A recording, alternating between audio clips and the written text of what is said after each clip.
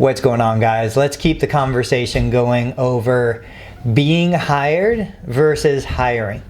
So I can't get into all of the federal and state regulations on, is it an employee who needs a W-2? Is it an independent contractor who needs a 1099? But what I want to do is I want to just continue to bring this comparison to light.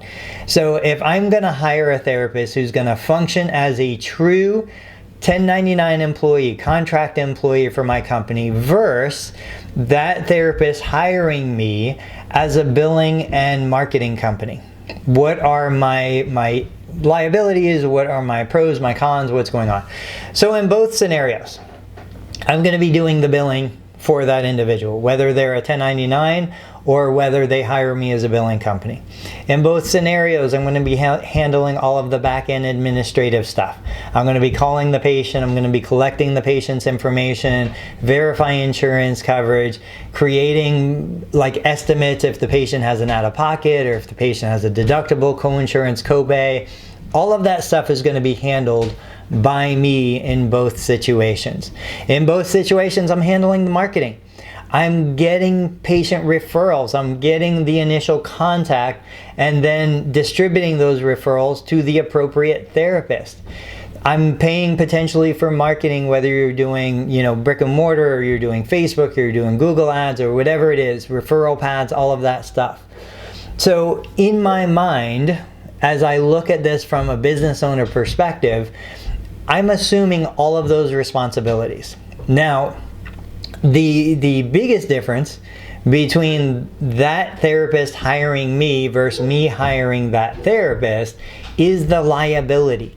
If that therapist does something wrong, if that therapist doesn't document appropriately, if that therapist doesn't get all the signatures that are needed, if that therapist does whatever, inadvertently or intentionally, the liability falls on that therapist when they are hiring me as their billing company.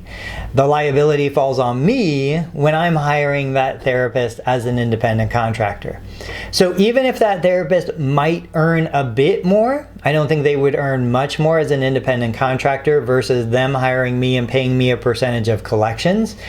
The insulation from liability is far worth the couple percent extra that I would be collecting or retaining if I hired that individual as a 1099 contractor. And worse off is the risk of maybe they're not really a 1099 contractor. Maybe they're supposed to be a W-2. Maybe the IRS or state government comes back, looks at the situation, reclassifies them as a true W-2, and then I have all the hassle and the legwork and the penalties of resolving that situation.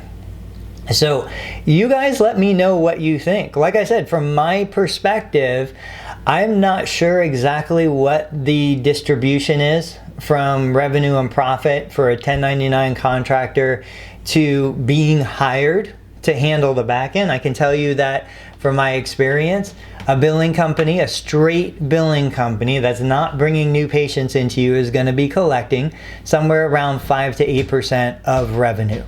Now, if you add in the cost of all the administrative back-end stuff, if you add in the cost of the marketing and driving the referrals to that clinician, I think you could easily charge 20 to 25% as a billing company. And so if I'm being hired to do all of that for you, marketing company, ad agency, billing company, administrative backend for 20-25% of revenue, versus me hiring that therapist and paying them 70% of collections, me retaining 30% as an independent contractor, I just don't think the risk outweighs the benefit. But you guys are out there. You guys are doing it. Let me know what you think. I'll catch you on the next video.